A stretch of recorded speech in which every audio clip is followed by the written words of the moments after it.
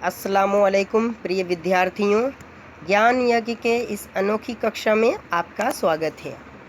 आज मैं आप लोगों को व्याकरण पढ़ाने जा रहा हूँ। व्याकरण में आज हम पढ़ाएंगे शब्द और वाक्य।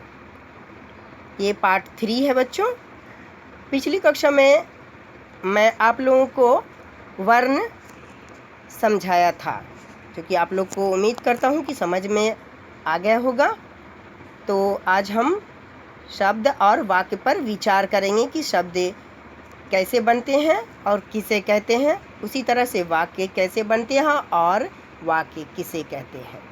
तो आइए सबसे पहले शब्द के बारे में जानते हैं।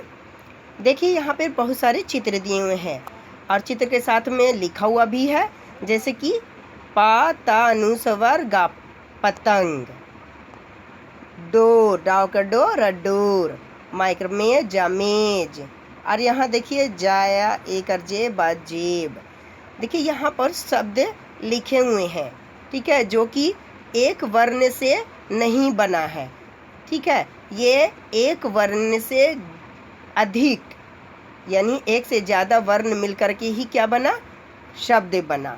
तो आइए अब हम समझ सकते हैं और कह सकते हैं कि जो भी शब्द बनता है वो वर्णों के सार्थक मेल से ही बनता है।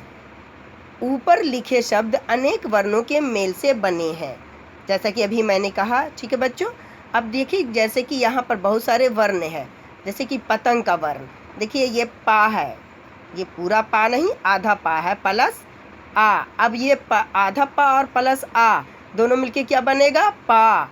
अब उसी तरह से प्लस आधा ता प्लस आ, ता बनेगा, और ऊपर अनुस्वर तन, प्लस आधा गा प्लस आ क्या बनेगा, गा। तो उसी तरह से हम सबको जब जोड़ेंगे पतंग, पतंग, ठीक है ना, पतंग, ठीक है बच्चों। उसी तरह से और आगे है, देखिए डा ओ डो और आधा आ रा, डोर, मेज जेब। जैसे ये देखिए यही है सबसे छोटी इकाई, वर्ण की सबसे छोटी इकाई क्या होता है, जिसके और टुकड़े नहीं किए जा सकते, जैसे कि आधा जा, अब इसके और टुकड़े नहीं कर सकते हैं, इसीलिए ये क्या है, आधा जा। ये आधा पा और ये आ दोनों को मिलेगा तो क्या बनेगा, पूरा पा। इसके और टुकड़े नहीं कर सकते, इसलिए ये आधा है, ठीक है बच्चों।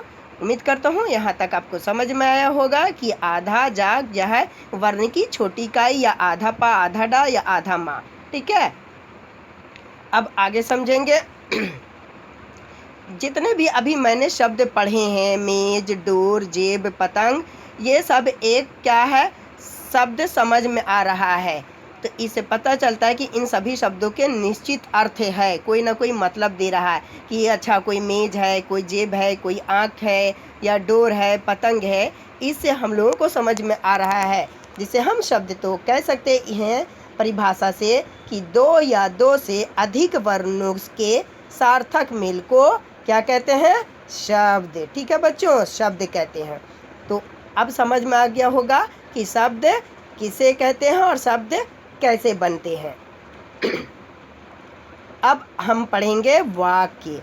वाक्य कैसे बनते हैं और किसे कहते हैं। शब्दों के सार्थक मेल से वाक्य बनता है, ठीक है बच्चों। वाक्य कैसे बनते हैं, शब्दों के सार्थक मेल से वाक्य। जैसे शब्द कैसे बनते हैं, दो या दो से अधिक वर्णों के सार्थक मेल से।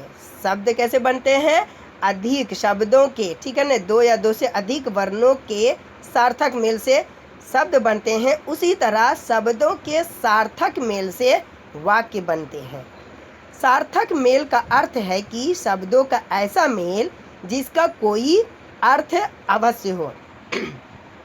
अर्थ मतलब मीनिंग, ठीक है बच्चों।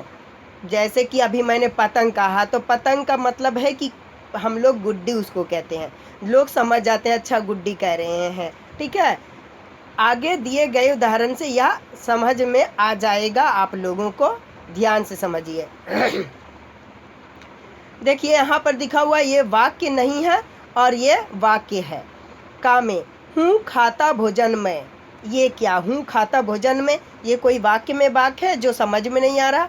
आगे देखेंगे दूसरे वाक्य में, मैं भोजन खाता हूँ। हाँ, ये समझ में आ रहा है कि ये कोई आदमी है जो भोजन यानी खाना खाता है। ठीक है बच्चों। इसी तरह से बाजार गई कल थी नीना, ये भी कोई सेंटेंस है, ये भी गलत हो गया, इसीलिए नीना कल बाजार गई थी, ये सही सेंटेंस है।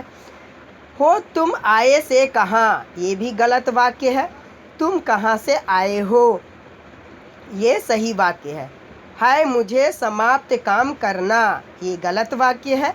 मुझे काम समाप्त करना है, ये सही वाक्य है। तो बच्चों आपको समझ में आया होगा कि यहाँ पर जो दिए हुए वाक्य हैं ये निरर्थक है, मतलब इसका कोई अर्थ नहीं दे रहा, जबकि शब्द सही है लेकिन शब्द को क्या किया गया है, सार्थक समूह में नहीं रखा गया है, जिसके कारण ये वाक्य गलत हो गया।